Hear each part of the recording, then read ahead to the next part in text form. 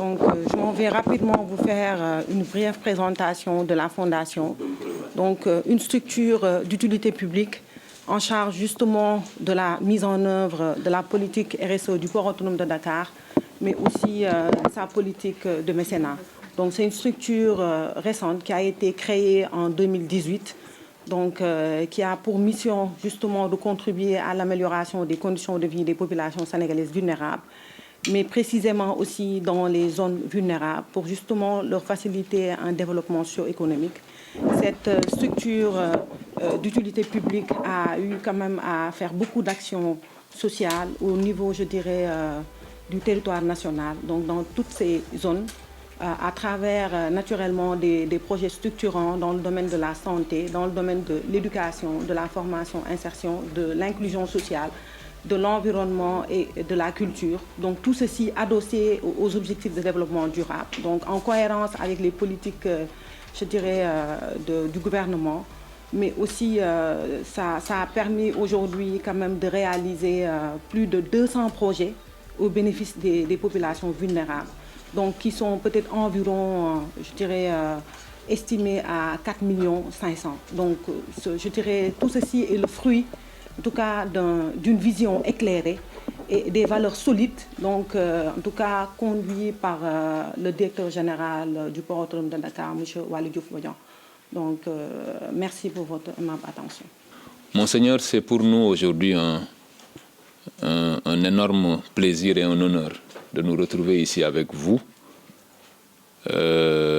parce que comme l'a rappelé tout à l'heure l'administrateur de la Fondation, nous avons une fondation qui est très très présente dans un certain nombre de domaines, c'est-à-dire d'appui en matière sociale.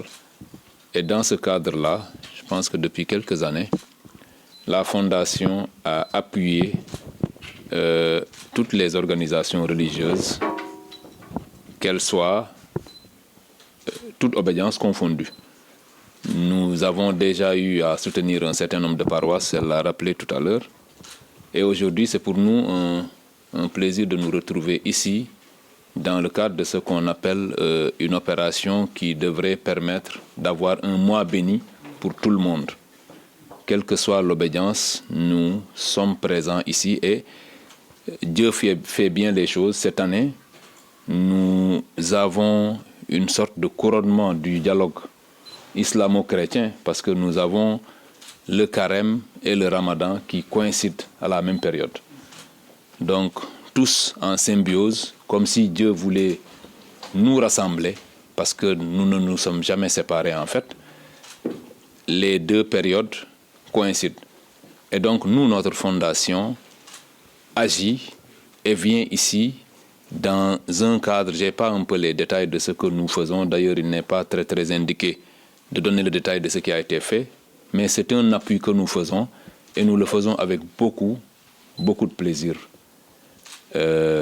Nous allons certainement perpétuer ce genre d'action en direction de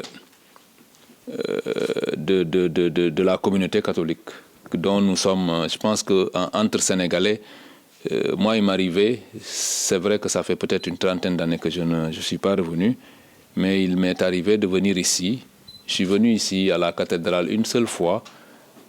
J'avais perdu quelqu'un et nous l'avions accompagné et on était venu à la cathédrale. C'était avant l'année 2000. J'avais perdu quelqu'un et on était venu. Et aujourd'hui, je reviens sous une autre forme. En tout cas, je voulais dire que c'est pour nous, en tout cas, un plaisir et un honneur d'avoir à être reçu par votre auguste personne. Je vous remercie. Donc c'est un honneur aussi pour moi de vous recevoir. Et je vous remercie d'avoir déplacé tous vos proches et collaborateurs et collaboratrices parce que vous prenez, mesurer à sa juste mesure le sens de votre démarche. Donc, je vous rends hommage de l'honneur que vous me faites. Ceci dit, monsieur le DG, nous vous suivons et n'ignorons pas votre engagement pour que le port joue son véritable rôle de poumon économique du Sénégal. J'ai lu il n'y a pas longtemps que le port fait partie des plus performants de la zone et c'est vraiment à votre actif, à vos collaborateurs aussi.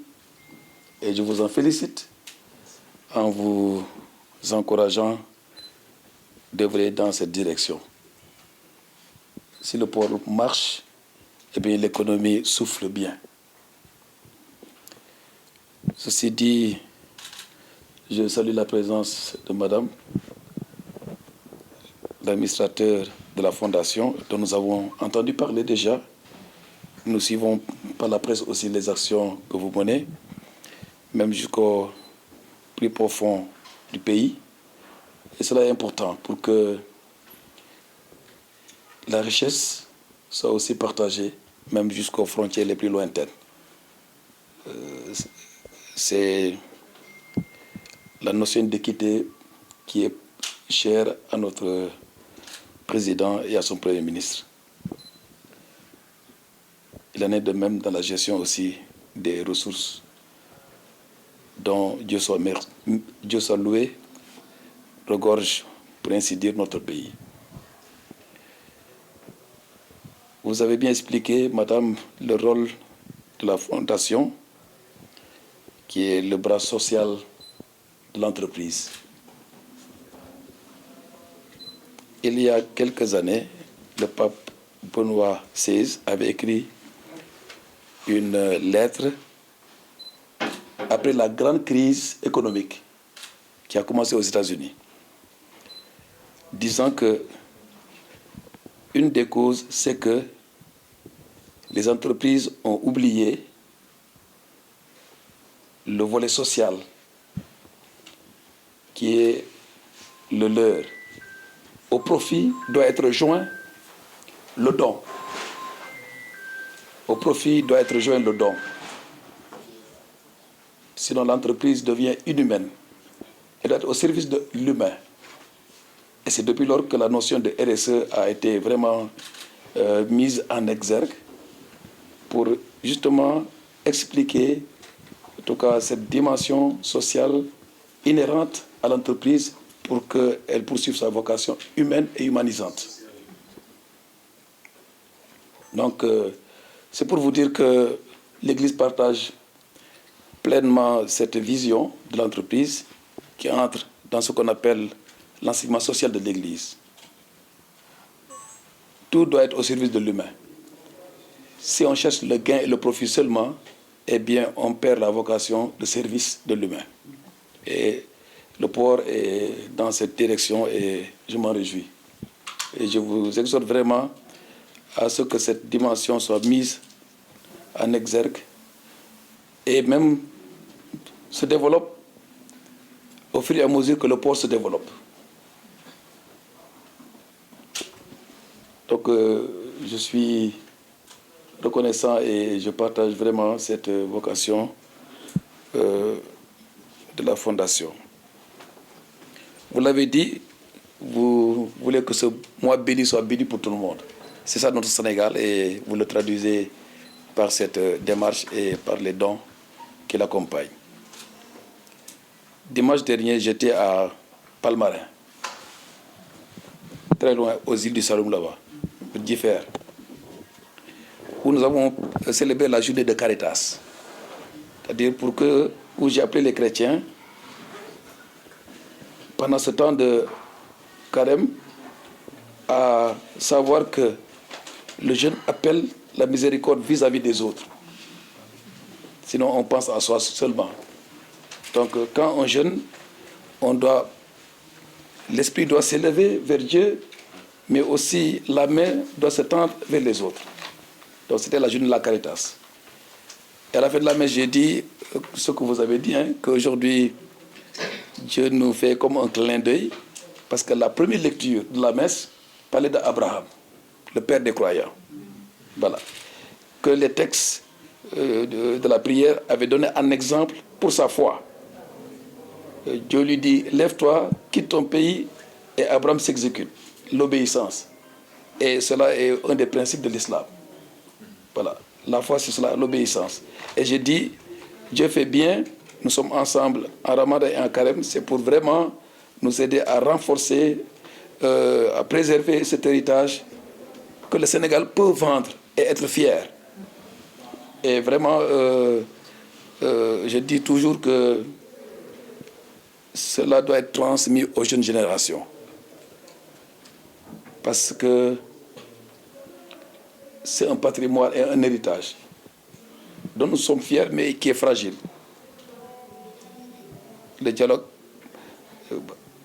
ce n'est pas parce que, voilà, le dialogue qualifie les belles relations harmonieuses entre les croyants. Tout à l'heure, je discutais longuement avec l'ambassadeur du Maroc et qui m'invite à un doku, en m'expliquant qu'est-ce que ça veut dire le terme le roi commandeur des croyants. Il m'a dit, pas des croyants de l'islam seulement, tous les croyants monothéistes. Donc on a pris 15 minutes pour qu'il m'explique cela. C'est pour dire que vraiment, celui qui vit bien sa religion est au cœur du dialogue nécessairement, surtout quand il s'agit des religions monothéistes. Voilà, donc excusez-moi de parler longuement, mais c'est pour vous partager ma conviction et vraiment l'estime que j'ai de votre démarche d'aujourd'hui. Je prie pour que cette démarche se développe, aille de l'avant, et pour vous-même, monsieur le DG, que la confiance placée en vous par les plus hautes autorités du pays, cette confiance, vous puissiez toujours vous hisser à sa hauteur et que le port réponde aux attentes immenses que le peuple sénégalais place en lui. Je vous remercie de votre attention.